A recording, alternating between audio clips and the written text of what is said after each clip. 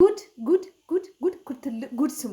በእውነት እኔ ከዚህ በኋላ እባካችሁ ሴቶች ትምህርት ወሰዱ።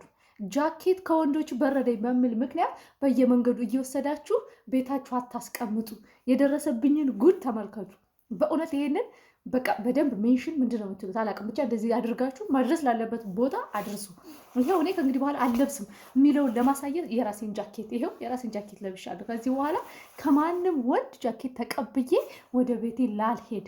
በእውነት ነው የምላችሁ። ትናንት ማታ አንድ ጓደኛዬ ነበር እና ከእሱ ጃኬት ተቀብዬው ነው ይሄን ጃኬት የመጣሁት። እዩት፣ ይሄን ጃኬት ብቻ እዩት፣ የመጣሁትን ጃኬት እዩት።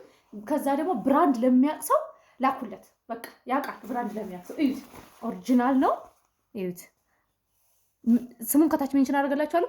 ግቡና ጎግል አድርጉ እንትን ጋር እዩት፣ እዩት፣ እዩት ብራንዱ ምን እንደሆነ ኢምፖሪዮ። እኔ እንደውም በእውነት ነው የምላችሁ ድንገት ነው ያየሁት። ምንድን ነው የሚለው? ኢምፖሪዮ አርማኒ፣ ኢምፖሪዮ አርማኒ ይላል። እንደ ቀልድ ጣል አድርጌ ጃኬቱን ነበር የመጣሁት። ስንት ብር እንደሆነ ብቻ ወደ $350 ወደ 50 ምናምን ሺህ ብር ይሄ ጃኬት 50 ምናምን ሺህ ብር። በእውነት እኔ ወንዶች አሳዘናችሁኝ እንዴ! ደግሞ እኮ ጭራሽ ምን እንላለን? ጭራሽ ከነሱ ተቀብለን ጃኬት እየተቀብለን መተን ቦንዳ ቤት እንክፈት። ይሄ ብቻውን በቂ ነው ቦንዳ ቤት ለመክፈት እንዴ! እኔ ይቅር በለኝ ዛሬ ይሄው እለዋለሁ። ይሄ በጠራራ ፀሐይ ድብን ባለ ፀሐይ ነው የለብሽ የምወጣው። ይቅር በለኝ። ከዚህ በኋላ ጃኬት ብልህ ራሱ እንዳሰጠኝ ነው የምለው። እዩት፣ እዩት። በእውነት ግን እንደዚህ አይነት ሰው የሚያደርግ አለ አልኩ እኔ። እንደው ይሄ ልጅማ ማጣራት አለብን በእውነት። በዚህ ሁኔታ ብዙ የተከማቸ ሀሳብ አልኩኝ፣ ገንዘብም ይኖረዋል። በእውነት እኔ በቃ ከዚህ በኋላ አልቀበልም። ይቅር በሉኝ ወንዶች። እስካሁንም እያንዳንዱን እያጣጠፍኩ ነው እመልሳለሁ። ያኛው ብዙም ብርም የለውም። ይሄን ግን እግሩ ስር ወድቄ ነው የምመልስለት። እዩት፣ 50 ምናምን ሺህ ጃኬት ለብሶ እዩት፣ እዩት፣ 50 ምናምን ሰው ጃኬት ለብሶ ይዞራል። እዩት ብራንዱን ብቻ።